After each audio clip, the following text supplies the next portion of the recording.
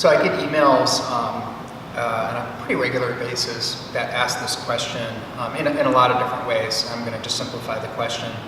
Now that we, our Dharma Gate Zen Sangha has been growing over the number of years that we've been here, and people from our local area find out about us, or maybe something prompted them to want to search out a place to come and practice.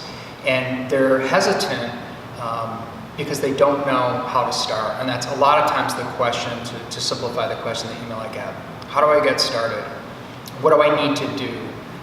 And I understand the barrier of the first time walking into a place that you're not comfortable with or you've never been to. I had the exact same experience the first time I ever went to a Zen center or a temple. I was very intimidated. I didn't want to do something stupid. I didn't want to offend anybody. And I didn't know the first thing of what to do. I didn't know how to really meditate or what their practices were, how you speak to people. So how you get started and how I got started is pretty simple, is to start, to do it, to take the step, even though you're uncomfortable, to overcome the barrier by showing up. Making contact is a great way, but don't worry about it so much. Most places, not all places, but most places, most zendos, most temples are very receptive and very understanding to people who come in for the first time and have no experience whatsoever. We're used to it. Most people in the West have never had an experience walking into a traditional temple or into a zendo. It's not something that you grow up with, most likely in this area. So if you feel like you have a fear barrier of doing something wrong or fear that you're not sure what it is, the only way to overcome that is to just step through the door, show up, start trying different things.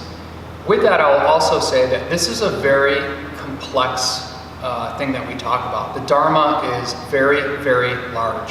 So even if you've overcome that first barrier and now you've come in and you've started to do some regular meditation, or maybe you're getting involved with the Sangha a little bit. I had a monk tell me when I was in Japan, I asked this question about advice, and he said the Dharma is very, very large. You have to take small bites, or maybe you've heard the term, you have to eat the elephant one bite at a time. It was very, very good advice, and it's advice that I now pass on to other people. It is so much. There's so much to know and so much to learn, and there's such a history to it and such complexity.